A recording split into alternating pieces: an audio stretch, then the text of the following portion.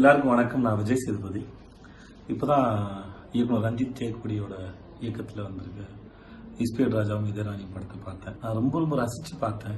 இது ரஞ்சித் நானும் புரியாத புதிர்ன்ற படம் முன்னாடி ஒர்க் பண்ணேன். நிச்சயமா அதுக்காக நான் இதை சொல்லவும் இல்லை, சொல்ல வரவும் இல்லை.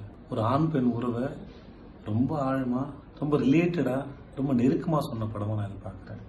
அந்த டைட்டில் இருந்தே எனக்கு பெரிய காதல் இருந்தது. நான் சில விமர்சனங்கள் பார்த்து படம் நல்லா இல்லை போல இருக்கு, நம்ம ரஞ்சித்துக்கு என்னென்னு பதில் சொல்கிறது அப்படின்னு நான் யோசித்தேன். ரஞ்சித் வந்தவுடனே சரி படம் பார்த்துக்கலாம் அப்படின்னு ஒரு ஐடியா தான் இருந்தது. பட் படம் வந்ததுக்கப்புறம் தெரிஞ்சது விமர்சனத்தை சொல்லப்பட்டது மொத்தமாக வேறு, படமாக வேறையாக இருந்தது. நான் என்னை பொறுத்த வரைக்கும் இந்த படம் வந்து அந்த ஆண் பெண் உறவில் இருக்கிற அந்த முக்கியமான பிரச்சனை, அந்த முக்கியமான எமோஷனை ரொம்ப தெளிவாக கையாண்ட படமாக நான் அதை பார்க்குறேன். எனக்கு அப்படி தான் அந்த படம் பட்டுச்சு. ரொம்ப தெளிவாக, ரொம்ப நேர்த்தியாக கையாண்ட படமாக நான் பார்க்குறேன். முக்கியமாக படம் பார்த்த நிறைய பேர் தெரிஞ்சிருப்பாங்க. அந்த சப்வே சீன் வந்து சப்வே சீனும் அப்புறம் அந்த சப்வே சீனுக்கு முந்தின காட்சி, அந்த பெண் அவன் வந்து சந்திக்கிற காட்சி பிரமாதமான காட்சி. ஹரிஷும் சரி, ஷில்பாவும் சரி சூப்பராக பண்ணியிருந்தாங்க. ஷில்பா எக்ஸ்ட்ரா நிறையா பண்ணியிருந்தாங்க, சூப்பராக பண்ணியிருந்தாங்க, செம்மையாக கேரி பண்ணியிருந்தாங்க. ஒரு ஆணாக இருந்து பெண் மேலே குறை சொல்லிக்கிட்டே இருப்போம்.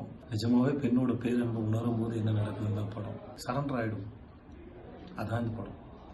ஒரு ஆண் திமிரு, ஆம்பளை அப்படின்லாம் இருக்கிற இடத்துல பெண்ணோட அன்பை சந்தேகப்படுறது, இல்லை நிதானம் இல்லாமல் இருக்கிறது, இல்லை குழப்பத்தில் இருக்கிறது, அந்த சந்தேகத்து மேலே சந்தேகமாகவே போகிறது, அடிக்கிட்டே போகிறது, மொத்த குறையும் ஒரு பெண் மேலேயே வைக்கிறது, அதன் மூலம் ஒரு திருப்தி அடைஞ்சிட்டு தன்னோட ஈகோ சாட்டிஸ்ஃபை பண்ணிட்டே இருக்கும்போது, இல்லை அது நிஜமான அன்பு, அது பேரன்புன்னு உணரும்போது ஒரு ஆண் அந்த பெண்ணுக்கு தகுதியானவனை மாறி தான் நினைக்கிறேன்.